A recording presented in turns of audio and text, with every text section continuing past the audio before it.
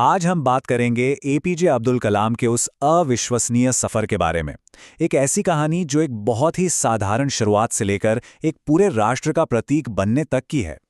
तो कहानी शुरू होती है एक बड़े ही दिलचस्प सवाल से कि आखिर एक छोटे से द्वीप का वो लड़का जो कभी अखबार बेचा करता था, वो भारत का मिसाइल मैन और फिर जनता का राष्ट्रपति कैसे बन गया। कलाम साहब का मानना था कि हम सब अपने अंदर एक दिव्य अग्नि लेकर पैदा होते हैं और उनके यही शब्द असल में उस अंदरूनी ताकत की ओर इशारा करते हैं जिसने उनकी पूरी जिंदगी को एक मकसद दिया, एक राह दिखाई। तो चलिए उनके इस सफर को समझने के लिए हम थोड़ा पीछे चलते हैं, उनके शुरुआती सालों में, रामेश्वरम में, जहां उनके कैरेक्टर की, उनके चरित्र की नींव रखी गई थी। उनकी शुरुआत आप देखिए कितनी साधारण थी।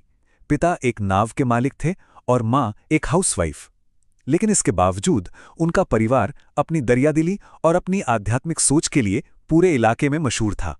उनका बचपन एक बहुत ही अलग, एक अनोखे आध्यात्मिक माहौल में बीता। सोचकर देखिए, उनके पिता एक मुसलमान और रामेश्वरम मंदिर के जो मुख्य पुजारी थे, वो दोनों गहरे दोस्त थे और अक्सर साथ बैठकर आध्यात्मिक बातों पर चर्चा किया करते थे। और ये सब कुछ उनके पिता से ही आया था। उनके पिता ने उन्हें प्रार्थना का असली मतलब सिखाया, एक ऐसी बात जो बहुत सरल थी पर इतनी गहरी थी कि उसने कलाम साहब के दुनिया देखने के नजरिए को ही बदल दिया। ये एक जबरदस्त सोच है ना, कि जब प्रार्थना करते हैं तो धन, उम्र, जाति या धर्म, इन सारे बंधनों से ऊपर उठ जाते हैं। और यही सोच, यही विश्वास कलाम साहब की जिंदगी का एक बुनियादी पत्थर बन गया। और देखिए, यही आध्यात्मिक नींव, यही मजबूत बुनियाद उनके वैज्ञानिक करियर में बहुत काम आई। एक ऐसा करियर जहां उन्हें बड़ी बड़ी और मुश्किल चुनौतियों का सामना करना था। बात है SLV-3 प्रोजेक्ट की, भारत का पहला सैटेलाइट लॉन्च व्हीकल।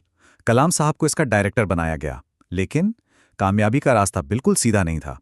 अगस्त 1979 में पहला लॉन्च फेल हो गया। रॉकेट सीधे बंगाल की खाड़ी में जा गिरा। एक बहुत बड़ी पब्लिक नाकामी। लेकिन फिर लगभग एक साल बाद जुलाई 1980 में दूसरा लॉन्च कामयाब हुआ।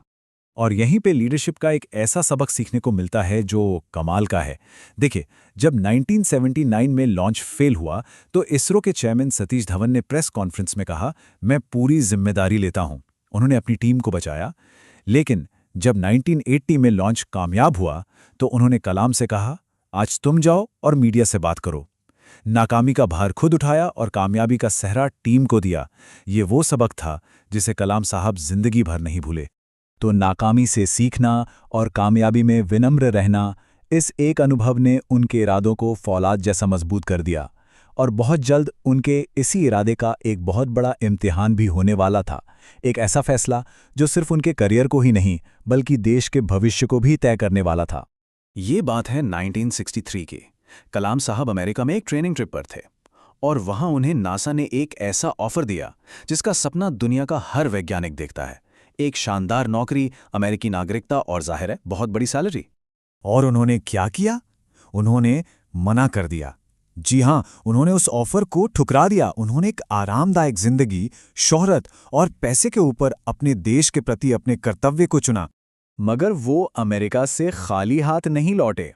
वहां रहते हुए उन्होंने अमेरिकी सैटेलाइट्स के काम करने के तरीके को बहुत बारीकी से समझा था। और यही जानकारी, यही समझ सालों बाद 1998 में भारत के बहुत काम आई। जब पोखरण में परमाणु परीक्षण करना था तो कलाम और उनकी टीम ने अमेरिकी सैटेलाइट्स के ब्लाइंड स्पॉट्स का पता लगाया। मतलब वो वक्त जब सैटेलाइट पोखरण के ऊपर नहीं होता था और सारा काम सिर्फ उन्हीं छोटी छोटी खिड़कियों में किया गया। कमाल की स्ट्रैटेजी थी।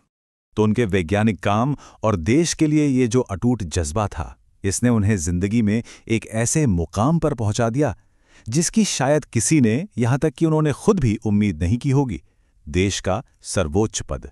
और इस तरह वो बने भारत के 11वें राष्ट्रपति। वो पहले ऐसे राष्ट्रपति थे जिनका राजनीति से कोई लेना देना नहीं था। वो एक वैज्ञानिक थे और अपने इसी अलग नजरिए से उन्होंने राष्ट्रपति भवन के दरवाजे आम लोगों, खासकर युवाओं के लिए खोल दिए और इसीलिए उन्हें नाम मिला जनता का राष्ट्रपति। लेकिन राष्ट्रपति बनने के बाद भी उनके अंदर का वैज्ञानिक शांत नहीं बैठा। उन्होंने डॉक्टरों के साथ मिलकर एक बहुत ही सस्ता कोरोनरी स्टंट बनाया जिसे कलाम राजू स्टंट कहा जाता है। उन्होंने गांवों के लिए एक सस्ता और मजबूत टैबलेट कंप्यूटर बनाने में मदद की। और इन सबसे ऊपर उन्होंने भारत के युवाओं को 2020 तक एक विकसित राष्ट्र बनाने का सपना दिखाया। वो हमेशा मिसाइलों और राजनीति से कहीं बढ़कर थे। और उनकी ये विरासत उनके राष्ट्रपति पद से कहीं ज्यादा बड़ी है। एक ऐसी विरासत जो आज भी, इतने सालों बाद भी, लाखों लोगों को प्रेरणा देती है। वो सिर्फ एक वैज्ञानिक नहीं थे। उन्होंने विंग्स ऑफ फायर और इग्नाइटेड माइंड्स जैसी किताबें लिखीं, जिन्होंने न जाने कितने लोगों को प्रेरित किया। उन्होंने भारत के लिए टेक्नोलॉजी विजन 2020 जैसा रोड मैप तैयार किया। नासा ने तो उनके सम्मान में एक बैक्टीरिया का नाम तक सोलिबैसिलस कलामी रखा है। और सबसे बड़ी बात, उनका निधन भी 2015 में तब हुआ जब वो अपना सबसे पसंदीदा काम कर रहे थे, स्टूडेंट्स को लेक्चर दे रहे थे।